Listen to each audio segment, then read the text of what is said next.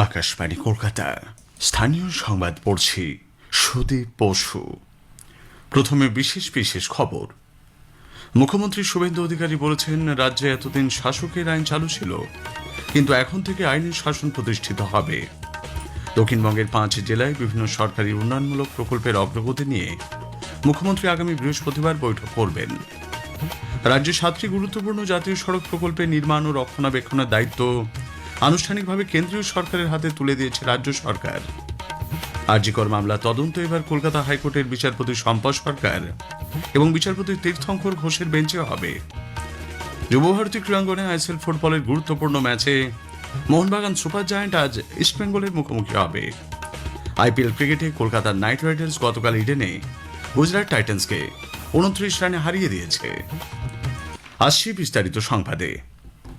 মুখ্যমন্ত্রী শুভেন্দু অধিকারী বলেছেন, রাজ্যে এতদিন শাসকের আইন ছিল, কিন্তু এখন থেকে আইনের শাসন প্রতিষ্ঠিত হবে। গতকাল ডায়মন্ড হারবারে প্রশাসনিক বৈঠকে কথা জানিয়ে শ্রী অধিকারী কেন্দ্র ও রাজ্য সরকারের কোনো সামাজিক প্রকল্পে কাটমানি নেওয়া কিংবা পুলিশ আধিকারিক বা রাজনৈতিক নেতাদের বিরুদ্ধে কোনো অভিযোগ থাকলে নির্ভয়ে এগিয়ে এসে তা বলার আহ্বান জানান। তোলাবাজির অভিযোগ পেলেও কড়া ব্যবস্থা নেওয়া হবে বলে মুখ্যমন্ত্রী সতর্ক করে দিয়েছেন। কোনো স্কিম পেতে গিয়ে কাউকে পয়সা দিতে হয়েছে, কাটমানি দিতে হয়েছে, ঘুষ দিতে হয়েছে, সেক্ষেত্রে আমরা দুটো ইলেকট্রনিক ডকুমেন্টকে এনকারেজ করেছি। একটা হচ্ছে পেটিএম এ পেমেন্ট, আর একটা হচ্ছে অ্যাকাউন্ট ট্রান্সফার, আরটিজিএস এনএফটিএস করে টাকা ট্রান্সফার। কে বলেছি আমরা এই ডকুমেন্ট পেলে অ্যারেস্ট করে, মানে এর আর কিছু ডকুমেন্ট লাগবে না। আর বাকি যাদের কাছে ডকুমেন্ট নেই তারা অভিযোগ করবেন। আগে অটো টোটো হকার কাছ থেকে কোনো তোলা সিন্ডিকেট কেউ তুলবেন না। কোনো অবৈধ টোল হকারদের কাছে কালেকশন, সাফাই কালেকশন ইত্যাদি বৈধ রসিদ ছাড়া কেউ তুলবেন না। তিনি বলেন, পূর্বতন সরকারের আমলে যারা নানাভাবে অত্যাচারিত হয়েছেন অথচ ভয়ে অভিযোগ জানাতে পারেননি, তারা নতুন করে থানায় অভিযোগ দায়ের করতে পারবেন। এ প্রসঙ্গে তিনি বলেন, অভিযোগ সত্য হলে পুলিশ কড়া পদক্ষেপ করবে, তবে তা মিথ্যে প্রমাণিত হলে অভিযোগকারীর বিরুদ্ধেই আইনানুগ ব্যবস্থা নেওয়া হবে। মুখ্যমন্ত্রী হওয়ার পর গত সন্ধ্যায় প্রথমবার নন্দীগ্রাম যান মুখ্যমন্ত্রী শুভেন্দু অধিকারী। রিয়াপাড়ায় দলীয় কার্যালয়ে পূর্ব মেদিনীপুর জেলার বেশ কয়েকজন দলীয় বিধায়ক ও কর্মকর্তার সঙ্গে বৈঠক করেছেন তিনি।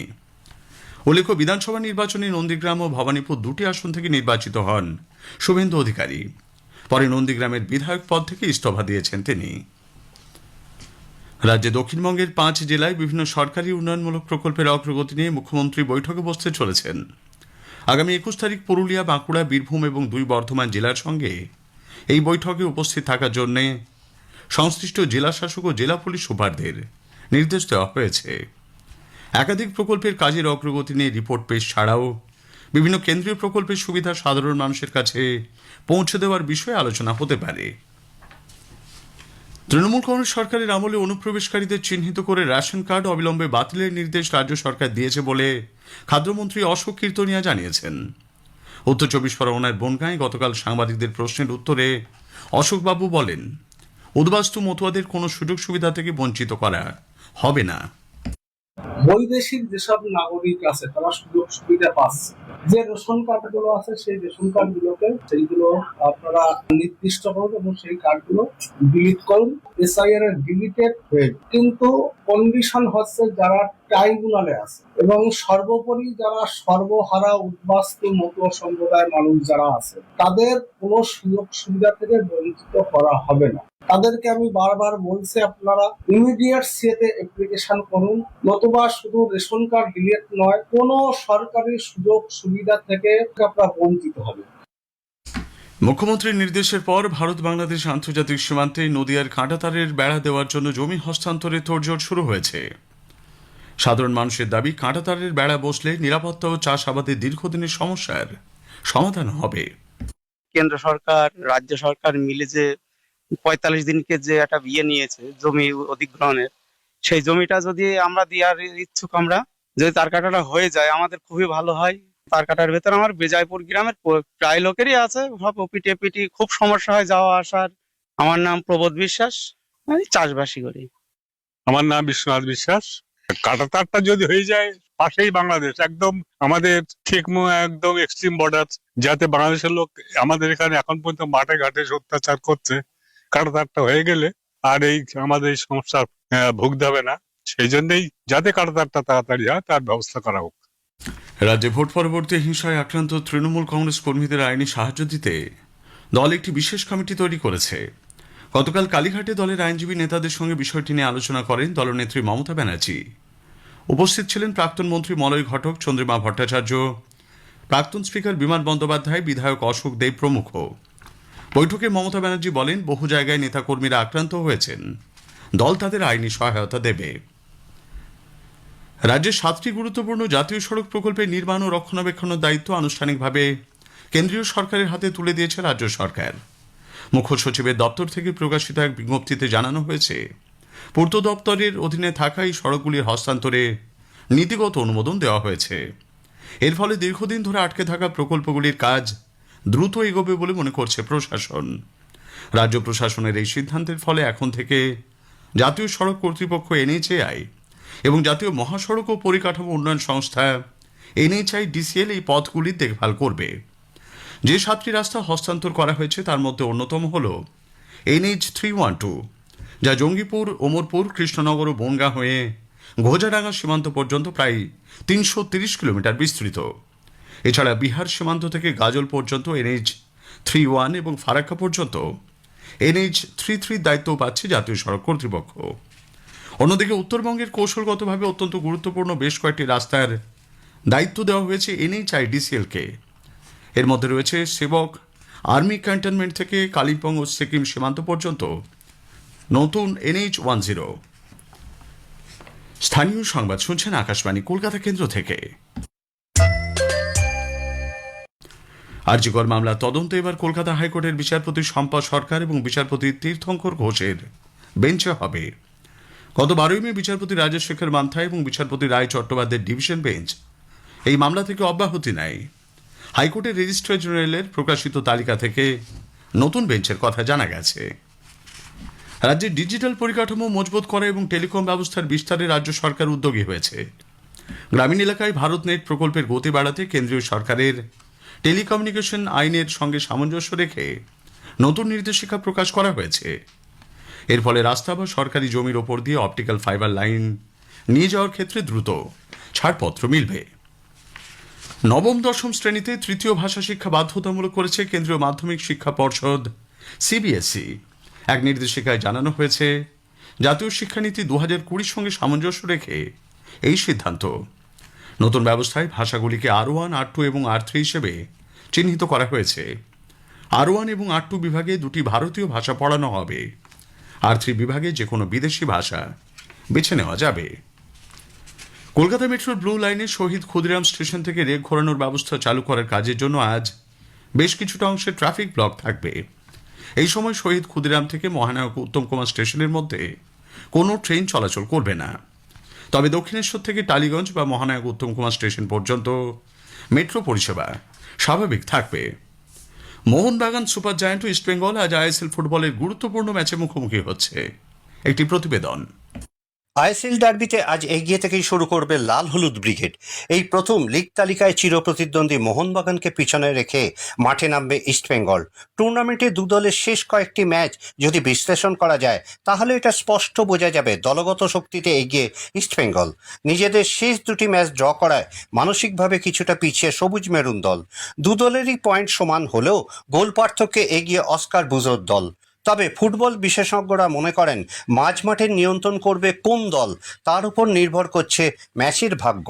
মোহনবাগানের কোচ সের্জিও লোবেরো বলেছেন, এই ধরনের স্নায়ুর চাপের ম্যাচ জেতাই যে কোনো কোচের কাছে বড় চ্যালেঞ্জ। অন্যদিকে ইস্টবেঙ্গলের কোচ অস্কার বুজো বলেছেন, ড্র করার মানসিকতা নয়, গতবারের চ্যাম্পিয়ন মোহনবাগানকে 90 মিনিটে মাঠের লড়াইয়ে হারানো তার লক্ষ্য। আজকের মহারণে যে দল জিতবে খেতাব জয়ের লক্ষ্যে তারা অনেকটাই এগিয়ে থাকবে।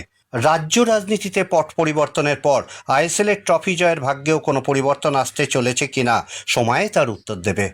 অরিজিৎ দত্ত, আকাশবাণী সংবাদ, কলকাতা। ইডেনে গতকাল IPL এর ম্যাচে কলকাতা নাইট রাইডার্স 29 রানে গুজরাট টাইটান্সকে হারিয়ে দিয়েছে। এই ম্যাচে জয়ের ফলে প্লে অফে যাওয়ার আশা এখনো জিয়ে রেখেছে KKR। শেষ করার আগে স্থানীয় সংবাদের বিশেষ কিছু অংশ আরও একবার। মুখ্যমন্ত্রী শুভেন্দু অধিকারী বলেছেন, রাজ্যে এতদিন শাসকের আইন চালু ছিল, কিন্তু এখন থেকে আইনের শাসন প্রতিষ্ঠিত হবে। রাজ্যে 7টি গুরুত্বপূর্ণ জাতীয় সড়ক প্রকল্পের নির্মাণ ও রক্ষণাবেক্ষণের দায়িত্ব আনুষ্ঠানিকভাবে কেন্দ্রীয় সরকারের হাতে তুলে দিয়েছে রাজ্য সরকার। স্থানীয় সংবাদ শেষ হলো। আকাশবাণী খবর পড়ছি শুভব্রত মুখোপাধ্যায়। বিশেষ খবর, 5 দেশ সফরের তৃতীয় পর্যায়ে প্রধানমন্ত্রী নরেন্দ্র মোদী আজ সুইডেন যাচ্ছেন। নেদারল্যান্ডসের ASML এবং ভারতের টাটা ইলেকট্রনিক্সের মধ্যে সমঝোতা স্বাক্ষরের প্রেক্ষিতে ভারতের শীঘ্রই সেমিকন্ডাক্টর চিপ উৎপাদন শুরুর ব্যাপারে প্রধানমন্ত্রী আশা প্রকাশ করেছেন। নিট ইউজি 2026-এর জীববিদ্যার প্রশ্ন ফাঁসের ঘটনায় অন্যতম মূল চক্রীকে সিবিআই গ্রেপ্তার করেছে। সিবিএসই আগামী 1 জুলাই থেকে নবম শ্রেণীর পড়ুয়াদের জন্য 3টি ভাষা পড়া বাধ্যতামূলক করেছে। গুজরাট টাইটান্সকে 29 রানে হারিয়ে কলকাতা নাইট রাইডার্স IPL ক্রিকেটের প্লে অফে ওঠার আশা জিইয়ে রেখেছে। ISL ফুটবলের গুরুত্বপূর্ণ ম্যাচে আজ মোহনবাগান সুপার জায়ান্ট ইস্টবেঙ্গলের মুখোমুখি হবে। আসছে বিস্তারিত খবরে। প্রধানমন্ত্রী নরেন্দ্র মোদী 5 দেশ সফরের তৃতীয় পর্যায়ে আজ সুইডেনের গথেনবার্গে পৌঁছবেন। নতুন দিল্লি এবং স্টকহোমের মধ্যে দৃঢ় মৈত্রীর পথে এটি এক ঐতিহাসিক মাইল ফলক। সফরকালে শ্রী মোদী সুইডেনের প্রধানমন্ত্রী উলফ ক্রিস্টারসেনের সঙ্গে দ্বিপাক্ষিক সম্পর্কের বিভিন্ন দিক নিয়ে আলোচনা করবেন। এছাড়া কৃত্রিম বুদ্ধিমত্তা, উদীয়মান প্রযুক্তি, স্টার্টআপ, সরবরাহ শৃঙ্খল, প্রতিরক্ষা, মহাকাশ এবং জলবায়ু সম্পর্কিত কার্যকলাপ নিয়েও দুপক্ষের মধ্যে আলোচনা হবে। দুই প্রধানমন্ত্রী ইউরোপীয় রাউন্ড টেবিল বৈঠকে বক্তব্য রাখবেন। এই বৈঠকে ইউরোপীয় কমিশনের president Ursula von der Leyen ছাড়াও বিভিন্ন ইউরোপীয় দেশের শিল্পপতিরা উপস্থিত থাকবেন। ভারত ইউরোপীয় ইউনিয়ন মুক্ত বাণিজ্য চুক্তির পর প্রধানমন্ত্রী মোদীর এটি প্রথম ইউরোপ সফর। 2025 সালে ভারত সুইডেনের মধ্যে দ্বিপাক্ষিক বাণিজ্যের পরিমাণ ছিল $775 কোটি মার্কিন। ভারতে সুইডেনের প্রত্যক্ষ বিদেশি বিনিয়োগের পরিমাণ গত 25 বছরে বেড়ে দাঁড়িয়েছে $282 কোটি 50 লক্ষ মার্কিন। প্রধানমন্ত্রী নরেন্দ্র মোদী বলেছেন, নেদারল্যান্ডসের সংস্থা ASML এবং টাটা ইলেকট্রনিক্সের মধ্যে সমঝোতা স্মারকপত্র স্বাক্ষরিত হওয়ায় ভারত শীঘ্রই উন্নত সরঞ্জাম ব্যবহার করে সেমিকন্ডাক্টর চিপ উৎপাদন শুরু করবে। নেদারল্যান্ডসের বিভিন্ন সংস্থার মুখ্য কার্যনির্বাহী আধিকারিকদের সঙ্গে এক বৈঠকে প্রধানমন্ত্রী বলেন, এই চুক্তি ভারতের সেমিকন্ডাক্টর পরিমণ্ডলকে শক্তিশালী করার ক্ষেত্রে এক গুরুত্বপূর্ণ পদক্ষেপ। ভারতের দক্ষতার প্রতি এটি বিশ্বের আস্থার প্রতিফলন বলেও তিনি মন্তব্য করেন। ভারত ও ইউরোপীয় ইউনিয়নের মধ্যে মুক্ত বাণিজ্য চুক্তি স্বাক্ষরের ফলে ভারত ইউরোপ সম্পর্কের ক্ষেত্রে এক নতুন অধ্যায়ের সূচনা হয়েছে বলে মন্তব্য করে প্রধানমন্ত্রী বলেন, ASML এবং টাটার মধ্যে হওয়া চুক্তি দুটি প্রধান গণতান্ত্রিক এবং দায়িত্বশীল বিশ্বশক্তির মধ্যে যুগান্তকারী সমঝোতা। বিভিন্ন প্রযুক্তি প্রতিষ্ঠান ভারতে তাদের গ্লোবাল ক্যাপাবিলিটি সেন্টার স্থাপন করেছে বলে উল্লেখ করে শ্রী মোদী বিশ্বের বিভিন্ন ব্যবসায়ী প্রতিষ্ঠানগুলিকে ভারতেই নকশা ও উদ্ভাবনের কাজে যুক্ত হওয়ার আহ্বান জানান। দুদেশের মধ্যে দৃঢ় সম্পর্কের কথা পুনর্ব্যক্ত করে তিনি বলেন, দ্বিপাক্ষিক কৌশলগত অংশীদারিত্ব ব্যবসায়িক সহযোগিতার ক্ষেত্রে নতুন নতুন সুযোগ এনে দিয়েছে। পাশাপাশি তিনি শিল্পপতিদের ভারতে বিনিয়োগের পরিমাণ আরও বৃদ্ধি করারও आह्वान জানান। 21वीं सदी का भारत अवसरों की भूमि है। भारत टेक्नोलॉजी ड्रिवन भी है और ह्यूमैनिटी ड्रिवन भी है। भारत जितना एंशिएंट है उतना ही मॉडर्न बन रहा है और विकसित भारत की जर्नी में भागीदारी का भी है। मैं नेदरलैंड्स में भारतीय समुदाय के सभी साथियों से कहूंगा, आप भारत में ज्यादा से ज्यादा सहयोग बढ़ाएं। इससे भारत का सामर्थ्य भी बढ़ेगा और आपके इन्वेस्टमेंट पर रिटर्न भी ज्यादा मिलेगा। সিন্ধু জল চুক্তির আওতায় বেআইনিভাবে গঠিত সালিশি আদালতের রায়কে ভারত খারিজ করে দিয়েছে। বিদেশ মন্ত্রকের মুখপাত্র রণধীর জয়সওয়াল সাংবাদিকদের জানিয়েছেন, এই আদালতের গত শুক্রবারের দেওয়া রায়ে সিন্ধু জল চুক্তির আওতায় সর্বাধিক সংখ্যক জলাধারকে যুক্ত করার যে কথা বলা হয়েছে তা গ্রহণযোগ্য নয়। ওই সালিশি সংস্থার আইনি বৈধতাকে ভারত স্বীকৃতি দেয় না বলে তিনি স্পষ্ট জানিয়েছেন। মুখপাত্র আরও জানান, সিন্ধু জল চুক্তি রদ করার যে সিদ্ধান্ত ভারত নিয়েছে তা অপরিবর্তিত রয়েছে। এক দেশ এক নির্বাচন বিল সংক্রান্ত যৌথ সংসদীয় কমিটি গতকাল বেঙ্গালুরুতে বিভিন্ন রাজনৈতিক দল এবং আইন বিশেষজ্ঞদের সঙ্গে আলোচনা করেছে। কমিটির চেয়ারম্যান পিপি চৌধুরী সংবাদ মাধ্যমে জানান, বিভিন্ন রাজ্য সফরের মাধ্যমে কমিটি আপত্তি ও সুপারিশ সংগ্রহ করছে। তিনি বলেন, একযোগে নির্বাচন করতে হলে কয়েকটি রাজ্যের বিধানসভা নির্ধারিত সময়ের আগেই ভাঙতে হতে পারে। পাশাপাশি দলত্যাগ বিরোধী আইন, অনাস্থা প্রস্তাব এবং রাষ্ট্রপতি শাসন সংক্রান্ত সমস্যারও সমাধান করতে হবে। মূল্যবান বিভিন্ন ধাতুর ওপর উচ্চ হারে সীমাশুল্ক আরোপের পর সরকার রূপো আমদানির ওপর বিধিনিষেধ আরোপ করেছে। বৈদেশিক বাণিজ্য মহানির্দেশালয় এক বিজ্ঞপ্তিতে জানিয়েছে, এই বিধিনিষেধের আওতায় রূপো এবং সোনা ও প্ল্যাটিনামের প্রলেপযুক্ত রূপোকেও অন্তর্ভুক্ত করা হয়েছে। দিল্লি সরকার জাতীয় রাজধানীতে বিমানে ব্যবহৃত জ্বালানির ওপর ধার্য মূল্য সংযোজন কর বা ভ্যাট 25% থেকে কমিয়ে 7% করার সিদ্ধান্ত নিয়েছে। দিল্লির মুখ্যমন্ত্রী রেখা গুপ্তা জানান, বিমান পরিবহন ক্ষেত্রকে স্বস্তি প্রদান এবং পর্যটন ও পরিবহনকে উৎসাহিত করার লক্ষ্যে যোগাযোগ ব্যবস্থা ও অর্থনৈতিক কর্মকাণ্ডকে শক্তিশালী করার বিষয়ে প্রধানমন্ত্রী নরেন্দ্র মোদীর গুরুত্ব আরোপের সূত্র ধরেই এই সিদ্ধান্ত নেওয়া হয়েছে। খবর শুনছেন আকাশবাণী থেকে। কেন্দ্রীয় তদন্ত ব্যুরো সিবিআই নিট ইউজি 2026 পরীক্ষায় জীববিদ্যার প্রশ্নপত্র ফাঁসের ঘটনায় জড়িত মূল চক্রীকে গ্রেপ্তার করেছে। অভিযুক্ত মনীষা গুরনাথ মান্ধারে মহারাষ্ট্রের পুনের উদ্ভিদবিদ্যার শিক্ষিকা। ন্যাশনাল টেস্টিং এজেন্সি এনটিএ তাকে একজন জীববিদ্যার প্রশ্ন বিশেষজ্ঞ হিসেবে নিযুক্ত করেছিল। এই মামলায় অপর দুই অভিযুক্ত পিভি কুলকার্নি এবং মনীষা ওয়াঘমারেকে দিল্লির একটি আদালত 10 দিনের সিবিআই হেফাজতে পাঠিয়েছে। কুলকার্নি এবারে নিট পরীক্ষার রসায়নের প্রশ্ন বিশেষজ্ঞ হিসেবে নিযুক্ত ছিলেন। এই মামলায় অপর অভিযুক্ত ধনঞ্জয় লোখান্ডে মনীষা ওয়াঘমারের কাছ থেকে ফাঁস হওয়া প্রশ্নপত্র সংগ্রহ করেছিলেন। এখনও পর্যন্ত দিল্লি, জয়পুর, গুরুগ্রাম, নাসিক, পুনে এবং আহলিয়ানগর থেকে মোট 9 জন অভিযুক্তকে গ্রেপ্তার করা হয়েছে। নবম শ্রেণীর পড়ুয়াদের জন্য 3টি ভাষার পড়াশোনা বাধ্যতামূলক করেছে কেন্দ্রীয় মধ্যশিক্ষা পর্ষদ সিবিএসই। চলতি বছরের 1 জুলাই থেকে এই নিয়ম কার্যকর হবে। এক বিবৃতিতে বোর্ড জানিয়েছে, ওই 3টি ভাষার মধ্যে কম করে 2টি ভারতীয় ভাষা হতে হবে। 2020 নতুন জাতীয় শিক্ষানীতি ও 2023 national curriculum framework for school এডুকেশনের সঙ্গে সামঞ্জস্য রেখে এই সিদ্ধান্ত নেওয়া হয়েছে বলে বোর্ড জানিয়েছে। তবে 10ম শ্রেণীর বোর্ড পরীক্ষায় তৃতীয় ভাষার পরীক্ষা নেওয়া হবে না বলেও সিবিএসই জানিয়ে দিয়েছে। সেক্ষেত্রে স্কুলে ইন্টারনাল পরীক্ষার ভিত্তিতেই এর মূল্যায়ন করা হবে। সার্টিফিকেটে সেটি উল্লেখ করা থাকবে। শিক্ষামন্ত্রক দেশে স্কুল ছুট শিশুর সংখ্যা বৃদ্ধি পাওয়ায় গভীর উদ্বেগ প্রকাশ করেছে। বিশেষত 14 থেকে 18 বছর বয়সী ছাত্রছাত্রীদের মধ্যে এই প্রবণতা সব থেকে বেশি। স্কুল শিক্ষা এবং সাক্ষরতা দপ্তরের সচিব সঞ্জয় কুমারের পৌরোহিত্যে এক উচ্চ পর্যায়ের বৈঠকে গতকাল এই নিয়ে আলোচনা হয়। এ ব্যাপারে জাতীয় মুক্ত বিদ্যালয়ের প্রস্তাবিত নতুন একটি উদ্যোগ নিয়েও পর্যালোচনা হয়। শ্রী কুমার বৈঠক চলাকালীন একটি তথ্য উদ্ধৃত করে জানান, প্রথম শ্রেণীতে ভর্তি হওয়া প্রতি 100 জন ছাত্রছাত্রীর মধ্যে মাত্র 62 জন দ্বাদশ শ্রেণীতে পৌঁছয়। তিনি আরও জানান, 14 থেকে 18 বছর বয়সসীমার মধ্যে 2 কোটিরও বেশি ছাত্রছাত্রী বর্তমানে স্কুল শিক্ষার আওতার বাইরে। সচিব জানান, আর্থিক অনটন, পারিবারিক দায়বদ্ধতা এবং জীবিকা সংক্রান্ত চ্যালেঞ্জের জন্য ছাত্রছাত্রীরা শিক্ষা ব্যবস্থা থেকে বেরিয়ে আসছে। মহারাষ্ট্রে অপারেশন অন্তিম প্রহারের অধীনে গড়চিরোলি পুলিশ ও সিআরপিএফ 8 মাওবাদীকে গ্রেপ্তার করেছে। 5 মাওবাদী আত্মসমর্পণ করেছে। অভিযানে LMG, AK-47, SLR, INSAS rifle সহ 51টি আগ্নেয়াস্ত্র এবং 65,34,000 টাকা উদ্ধার হয়েছে। ইতালিয়ান ওপেন টেনিসের ফাইনালে আজ বিশ্বের 1 নম্বর খেলোয়াড় ইয়ানিক সিনার ক্যাসপার রুডের বিরুদ্ধে খেলবেন। রোমের কাম্পু সেন্ট্রালে সেমিফাইনালে গতকাল দানিল মেদভেদেভকে 6-2, 5-7, 6-4 গেমে হারিয়ে দেন সিনার। অন্য সেমিফাইনালে রুড ইটালির লুচিয়ানো দার্দেরিকে 6-1, 6-1 গেমে হারিয়ে ফাইনালে ওঠেন। ব্যাংককে আয়োজিত থাইল্যান্ড ওপেন ব্যাডমিন্টন প্রতিযোগিতায় পুরুষদের ডাবলসের ফাইনালে আজ ভারতের সাত্বিক সাইরাজ রাঙ্কিরেড্ডি এবং চিরাগ শেট্টি জুটি ইন্দোনেশিয়ার লিও রলি কার্নাডো এবং ড্যানিয়েল মার্কিন জুটির মুখোমুখি হবেন। গতকাল সেমিফাইনালে এই ভারতীয় জুটি মালয়েশীয় জুটিকে হারিয়ে ফাইনালে ওঠে। গুজরাট টাইটান্সকে 29 রানে হারিয়ে কলকাতা নাইট রাইডার্স আইপিএল ক্রিকেটের প্লে অফে ওঠার আশা জিইয়ে রেখেছে। কলকাতার ইডেন গার্ডেন্সে গতরাতে 248 রানের লক্ষ্যমাত্রা নিয়ে খেলতে নেমে গুজরাট টাইটান্স 20 ওভারে 4 উইকেট হারিয়ে 218 রান তুলতে সমর্থ হয়। অধিনায়ক শুভমান গিল সর্বোচ্চ 85 রান করেন। এর আগে কলকাতা 20 ওভারে 2 উইকেট হারিয়ে 247 রান তোলেন। ফিন অ্যালেন 93 রান করেন। আইপিএল ক্রিকেটে আজ পাঞ্জাব কিংস রয়্যাল চ্যালেঞ্জার্সের মুখোমুখি হবে। ধর্মশালায় খেলা শুরু হবে 3:30। অপর ম্যাচে দিল্লি ক্যাপিটালস খেলবে রাজস্থান রয়্যালসের বিরুদ্ধে। দিল্লিতে ম্যাচ শুরু সন্ধ্যে 7:30। মোহনবাগান সুপার জায়ান্ট ও ইস্টবেঙ্গল আজ আইএসএল ফুটবলের গুরুত্বপূর্ণ ম্যাচে মুখোমুখি হবে। যুব ভারতী ক্রীড়াঙ্গনে খেলা শুরু হবে সন্ধ্যে 7:30। দুটি দলই 11 ম্যাচে 22 পয়েন্ট সংগ্রহ করেছে। এই মুহূর্তে গোল পার্থক্যে ইস্টবেঙ্গল লিগ তালিকায় দ্বিতীয় ও মোহনবাগান তৃতীয় স্থানে রয়েছে।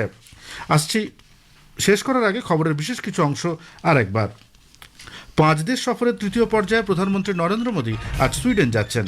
নেদারল্যান্ডসের ASML এবং ভারতের টাটা ইলেকট্রনিক্সের মধ্যে সমঝোতা স্বাক্ষরের প্রেক্ষিতে ভারতে শীঘ্রই সেমিকন্ডাক্টর চিপ উৎপাদন শুরুর ব্যাপারে প্রধানমন্ত্রী আশা প্রকাশ করেছেন। নিট ইউজি 2026-এর জীববিদ্যার প্রশ্ন ফাঁসের ঘটনায় অন্যতম মূল চক্রীকে সিবিআই গ্রেপ্তার করেছে। আইএসএল ফুটবলের গুরুত্বপূর্ণ ম্যাচে আজ মোহনবাগান সুপার জায়ান্ট ইস্টবেঙ্গলের মুখোমুখি হবে। খবর শেষ হলো।